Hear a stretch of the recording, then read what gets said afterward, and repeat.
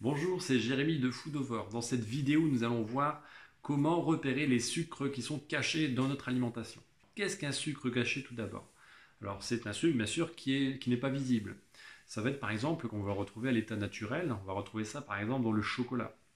Le chocolat contient naturellement du sucre, et donc dans sa composition, on peut considérer ça comme du sucre caché. On peut aussi retrouver du sucre caché de façon synthétique, si on peut dire ça comme ça, par les procédés industriels par exemple, où on viendra ajouter dans la composition des aliments, pour la conservation ou pour le goût, du sucre. Alors comment faire lorsque l'on achète un produit pour savoir s'il contient du sucre? Alors c'est tout simple, il suffit de regarder donc l'étiquette nutritionnelle, donc regarder en général donc c'est le verso du packaging, et de regarder la teneur en sucre présente dans le tableau des valeurs nutritionnelles. Et dans la liste des ingrédients, vous avez également un détail sur les différents sucres qui peuvent être présents. Vous pouvez avoir par exemple l'allégation sucre clairement définie, mais vous pouvez aussi retrouver tous les dérivés du sucre qui se terminent en général par le suffixe ose. C'est-à-dire que vous allez retrouver le maltose, le fructose, le saccharose, etc., etc. On peut tous les dérivés du sucre que l'on peut trouver, que ce soit donc dans les fruits, dans les diverses céréales, etc., etc. Alors il y a peu d'avantages à avoir du sucre dans les aliments, surtout quand on a du sucre ajouté.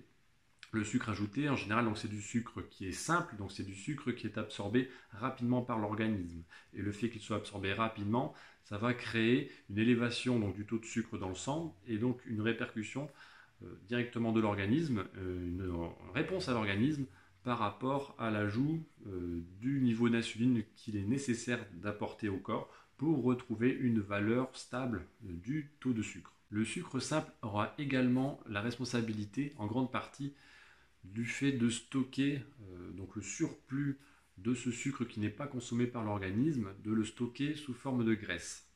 Faites attention à votre consommation de produits industrialisés ou de produits qui ont été transformés. Tous ces produits-là auront une tendance à apporter des sucres ajoutés, donc sous les différentes formes que l'on a pu citer précédemment, et qui seront donc responsables de le fait de prendre du poids ou en tout cas de ne pas en perdre, si c'est votre objectif. Il n'y aura qu'à la lecture des étiquettes nutritionnelles où vous pourrez vraiment voir si vous consommez des sucres ajoutés. Bien entendu, la meilleure solution est de consommer les produits les plus naturels possibles, les moins transformés possibles, les aliments tels qu'on l'a trouvé un petit peu dans la nature.